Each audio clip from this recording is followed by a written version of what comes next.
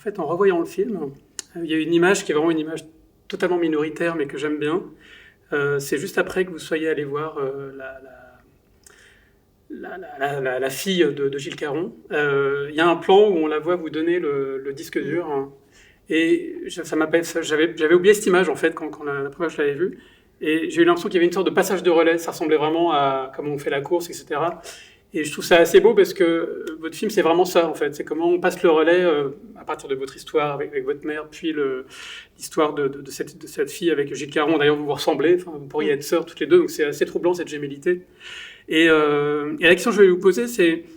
En fait, ce qui est beau quand on voit le film et quand on voit les photos de Gilles Caron, c'est qu'au fond, ce dont on se rend compte, c'est que quand on fait un film sur quelqu'un ou sur quelque chose, ou quand on va comme Gilles Caron à travers le monde pour filmer toutes les conflagrations mondiales, on fait toujours quelque chose sur soi-même, en fait. Et je voulais lui poser la question par rapport à ça, parce que j'ai l'impression quand même que c'est important pour vous, l'idée que ces photos, cet homme, son histoire, même son visage, enfin, on sent qu'il y a quelque chose qui vous passionne là-dedans, c'est aussi une manière de parler de vous-même. Et je voulais savoir comment vous avez aussi trouvé l'équilibre, même au montage, entre ne pas trop parler de soi, parce que quand même c'est pas un film sur soi, et en même temps être là quand même, en fait.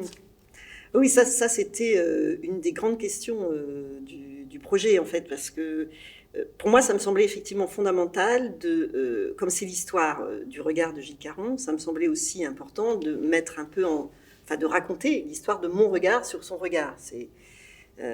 Et donc je me disais si moi je m'exclus de cette histoire de regard, quelque part c'est pas du tout cohérent. Enfin, il y a quelque chose qui et donc il y avait ça, et puis il y avait aussi que moi je suis pas historienne de la photo, je suis pas une grande connaisseuse, une experte de la photo, et donc c'était très important de raconter comment j'étais arrivée à Gilles Caron, voilà, donc ça me semblait essentiel, cette passation. Et ce plan pour moi est très très important, en fait. C'est vraiment il est un petit peu étrange, un peu suspendu d'ailleurs, oui, dans le montage. Et donc vraiment, voilà, il fallait que je raconte comment j'arrive à Gilles Caron sans effectivement envahir le film par ma présence et par les quelques éléments autobiographiques qui bornent un peu de temps en temps le film. Voilà. Donc ça c'était mais on en a beaucoup discuté d'ailleurs avec mon producteur, hein, qui était pas absolument enthousiaste à cette idée-là, parce qu'il y avait quelques réticences, même pour quand on a déposé à des commissions. Enfin, il y avait quelque chose. Il y avait un désir pour certains d'un film plus classique, enfin on va dire, voilà, sur un photographe, on raconte l'histoire, etc. Mais je disais non, je ne peux pas faire un film comme ça, ce serait pas juste du tout, quoi. Ce serait...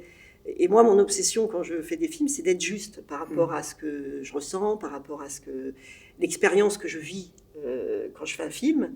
Il faut que le film raconte cette expérience et soit juste par rapport à cette expérience-là. Donc c'était vraiment pour moi des choses sur lesquelles je ne pouvais pas discuter, quoi. C'était fondamental, quoi.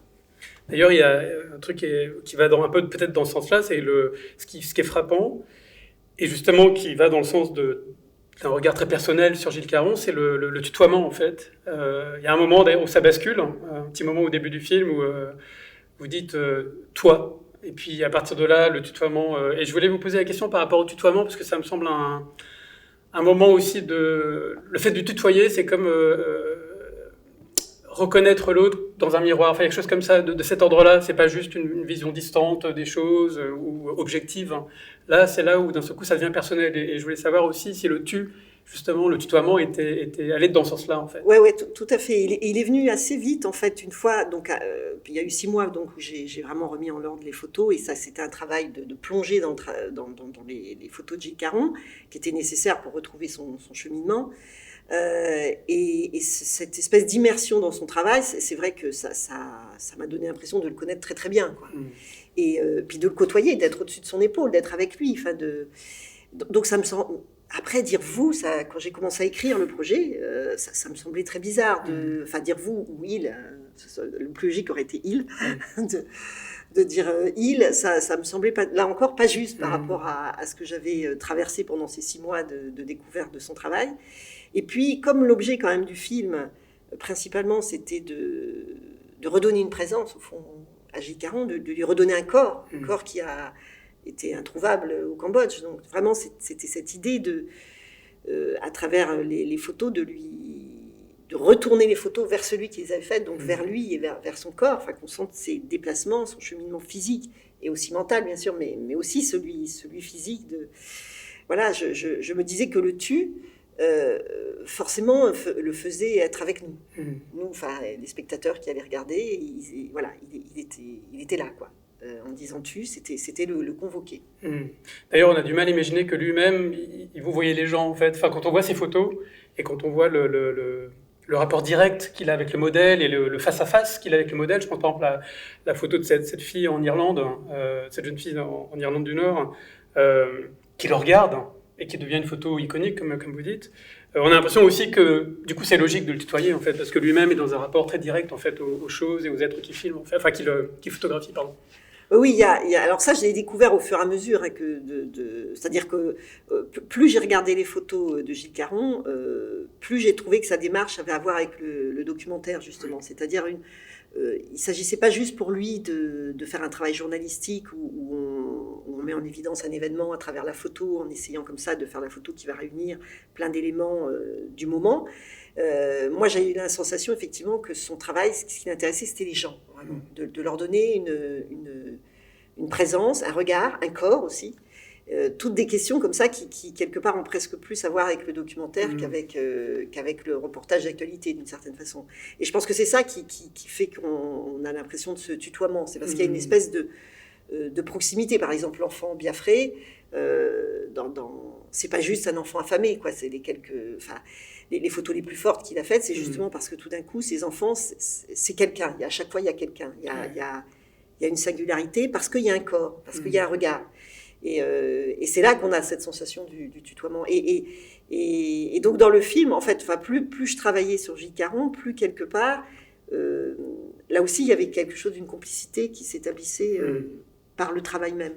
D'ailleurs, ça me frappe parce que par rapport à ce que vous dites sur le documentaire, c'est le fait que, je pense par exemple, ça commence par ça, hein, quasiment, c'est quand vous commencez par les photos de 68 et la photo de Cohn-Bendit, et que vous retracez tout le parcours. Là, on pense vraiment au documentaire, en fait. Qu'est-ce que c'est que le documentaire? Qu'est-ce que c'est que trouver la juste place? Qu'est-ce que c'est que trouver son sujet? Qu'est-ce que c'est que trouver le bon moment, etc. Et je trouve très fort, en fait, ce moment-là, parce qu'on sent vraiment que, du coup, vous vous reconnaissez là-dedans aussi, dans ce travail documentaire que lui-même fait de recherche, en fait, tout simplement.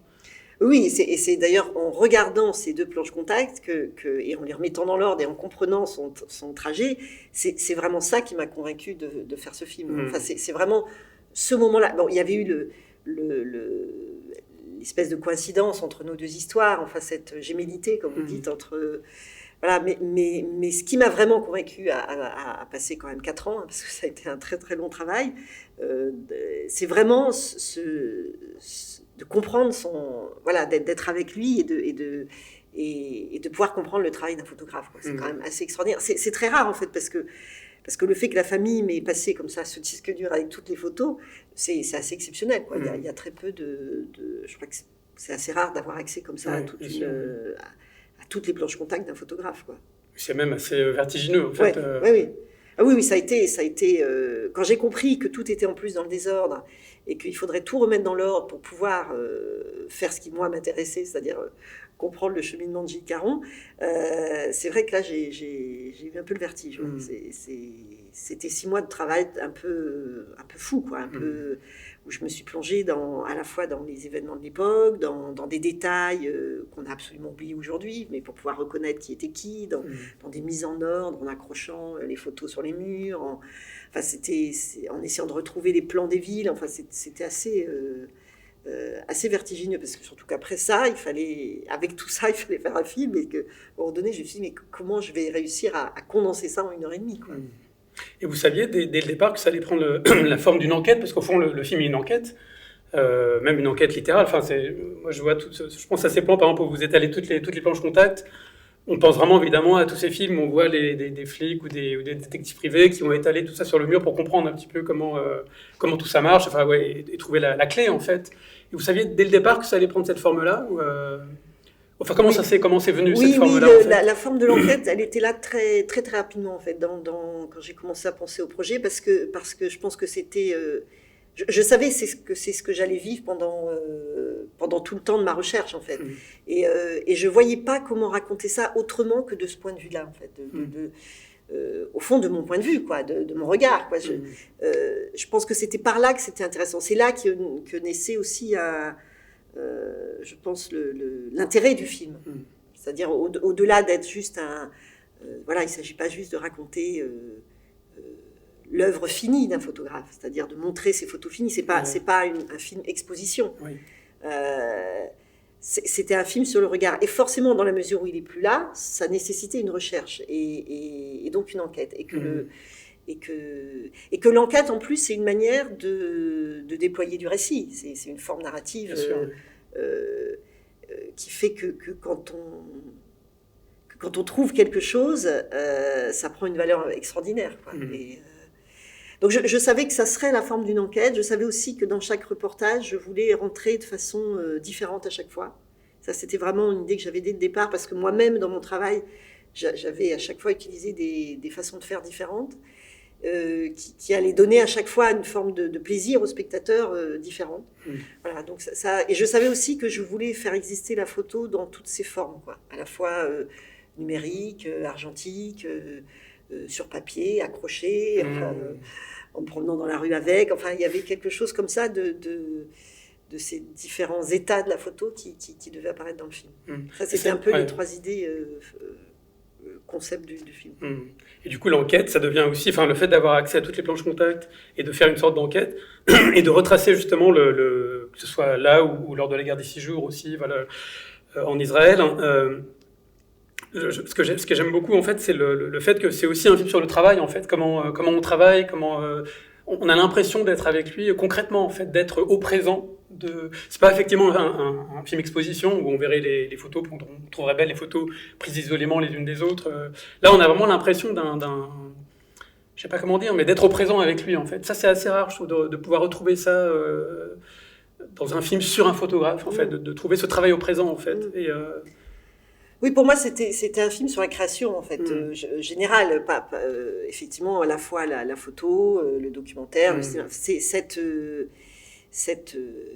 et une des questions, par exemple, que je trouvais importante, c'était la part de hasard. Enfin, le lien entre dans le travail, où est la part de hasard? Et en même temps, il n'y a pas de hasard, en fait, d'une certaine façon. On voit déjà ça sur les 2 planches de Cohn-Bendit, c'est-à-dire que c'est toujours le fruit d'un travail. Enfin, s'il n'y a pas tout le travail avant, tout le désir aussi est très important, la part du désir, c'est ce qui fait qu'à la fin, finalement, il disparaît au Cambodge, c'est qu'il n'a plus le même désir, en fait. Donc, il y a à la fois une part de travail, de désir, de talent, bien évidemment, et puis une part de hasard, mais finalement, elle est toute petite, en fait, parce que si il n'y a pas eu tout ce qu'il y a avant, le hasard n'arrivera jamais, quoi. Donc, et dans le film, je me suis souvent posé cette question, y compris d'ailleurs, et on revient à la première question que vous m'avez posée, sur le fait c'est vraiment quand j'ai vu les premières, les planches contact où il y avait ces enfants sur la photo,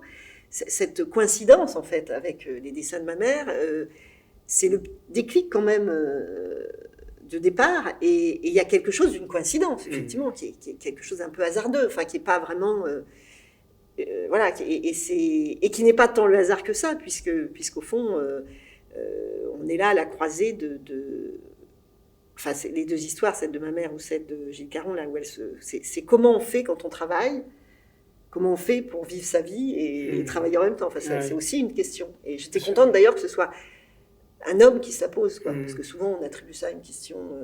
C'est une question qui appartient plutôt aux créatrices.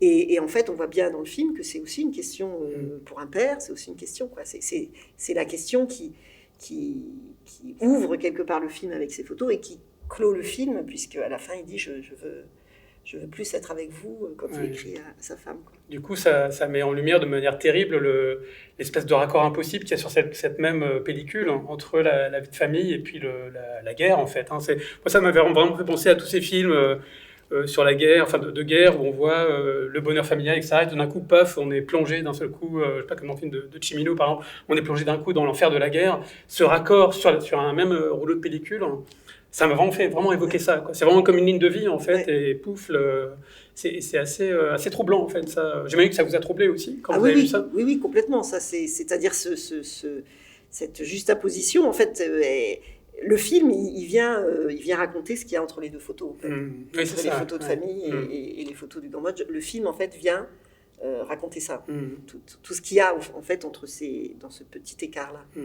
Puis vous parlez du regard aussi, mais ça m'intéresse beaucoup ce que vous dites sur le regard, mais je trouve qu'il y a quelque chose aussi qui concerne le spectateur, c'est-à-dire que on sent bien aussi que vous êtes spectatrice des photos de Gilles Caron, de son histoire, de tous ses planches contact, et que du coup ça fait écho à votre propre histoire, et au fond ça raconte l'histoire de tous les spectateurs, en fait. Qu'est-ce que c'est qu'être spectateur? C'est ça, en fait, c'est regarder une œuvre qui est une sorte d'altérité, qui n'est pas nous, et en même temps c'est nous aussi, quoi. Et je trouve ça, le film a conscience de ça, et c'est très beau, en fait.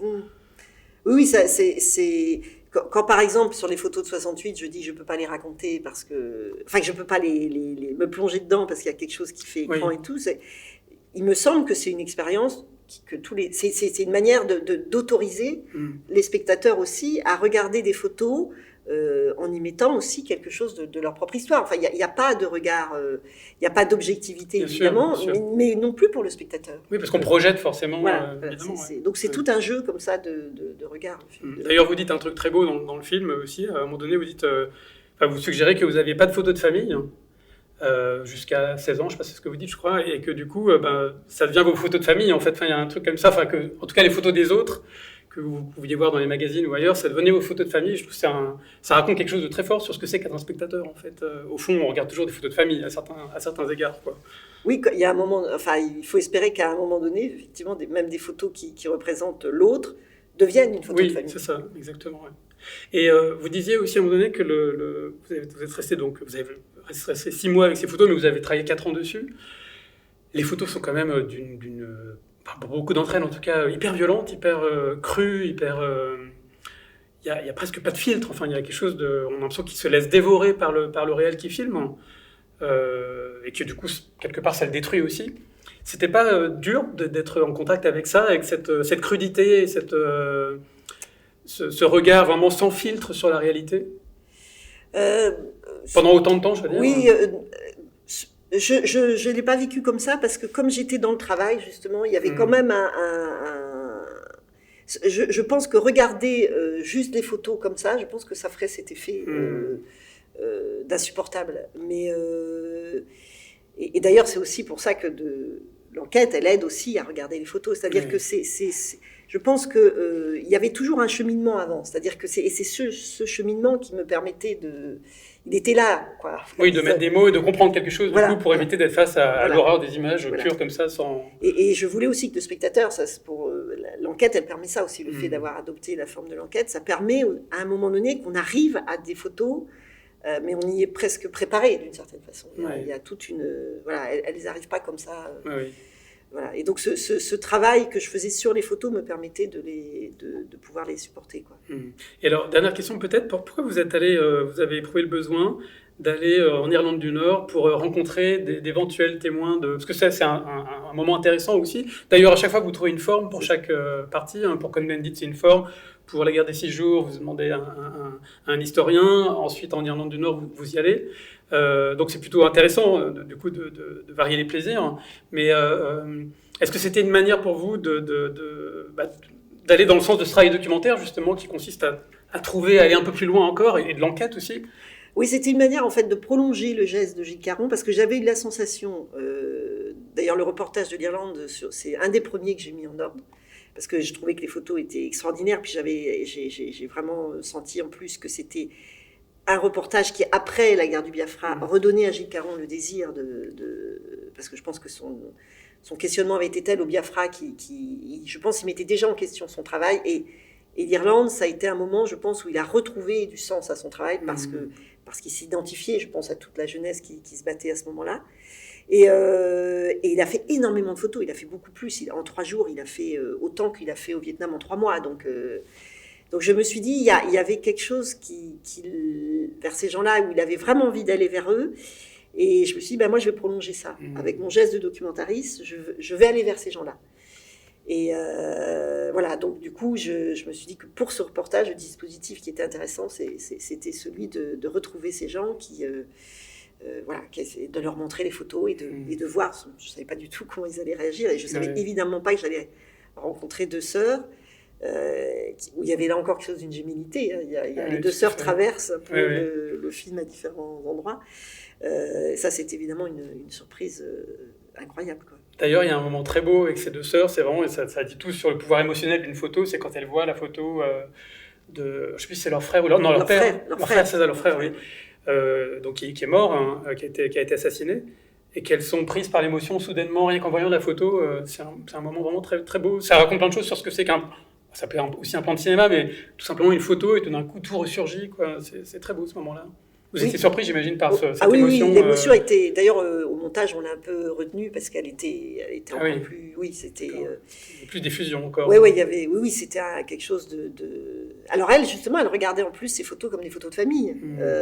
Littéralement, pour le coup. Voilà, alors que c'était des photos... Enfin, là encore, c'est-à-dire la photo d'actualité devenait photo de famille d'une manière encore différente, quoi. Enfin, c'était... Non, c'était un moment très... très étonnant, que j'avais pas du tout imaginé comme ça, quoi. Et je trouvais intéressant aussi après de leur montrer la photo du photographe, l'autoportrait, en fait, de toute façon, qui systématiquement, en fait, à chaque reportage, il y a toujours quelqu'un qui photographie, et ça c'était courant, hein, je pense, ils se photographient beaucoup entre eux comme ça.